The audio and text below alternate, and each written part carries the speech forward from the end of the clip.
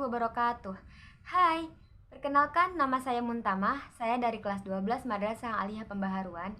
Di sini saya akan mereview buku yang berjudul Hak Asasi Manusia karya Nuruddin Habib. Hak asasi manusia atau yang biasa disebut dengan HAM adalah sesuatu yang melekat pada dalam diri setiap manusia dan tidak dapat dicabut darinya secara semena-mena.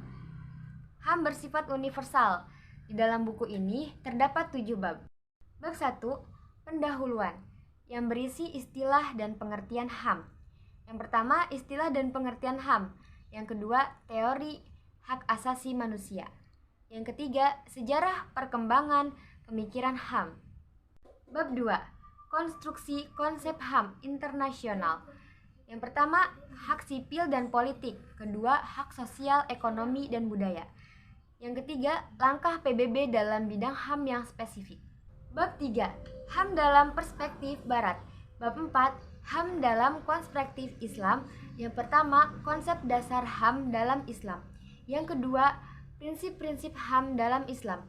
Yang ketiga, konstitusi nilai-nilai HAM dalam Islam. Bab 5, HAM dalam Konstitusi Indonesia. Pertama, gagasan para pendiri negara tentang HAM.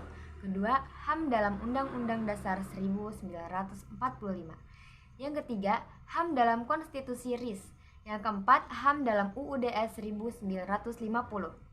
Yang kelima, HAM pasca amandemen Undang-Undang Dasar 1945. Bab ke-6, keadilan sosial. Bab 7, pengadilan HAM di Indonesia. Yang pertama, pengertian dan lingkup pengadilan HAM. Yang kedua, hukum acara pengadilan HAM di Indonesia. Yang ketiga, perlindungan korban dan saksi. Yang keempat, ancaman pidana pelanggaran HAM. Baiklah, pendapat saya mengenai buku ini menjelaskan bahwa hak asasi manusia adalah tentang puncak konseptualisasi manusia tentang dirinya sendiri. Pembahasan mengenai hak asasi manusia tidak hanya didapatkan dan dipahami oleh orang-orang mengenyam pendidikan tinggi saja. Hakikat dari hak asasi manusia mestinya harus dapat dipelajari dan dipahami oleh seluruh masyarakat secara sederhana. Semua orang harus mengetahui mengenai pertanggungjawaban sebuah negara mengenai pemenuhan hak asasi manusia. Penulis melengkapi ulasan hak asasi manusia dalam konstitusi yang pernah berlaku di Indonesia.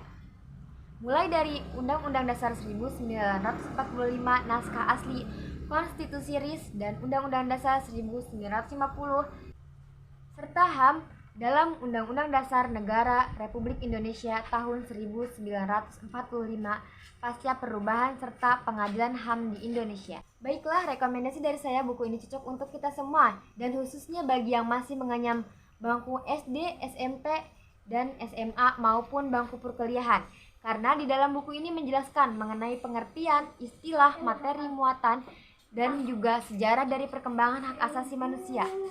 Dalam buku ini, hak asasi manusia tidak hanya dituliskan dalam perspektif barat saja, namun juga dalam perspektif agama.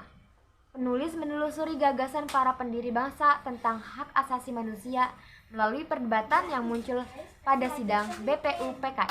Baiklah, sampai sini saja review bukunya. Saya pamit undur diri.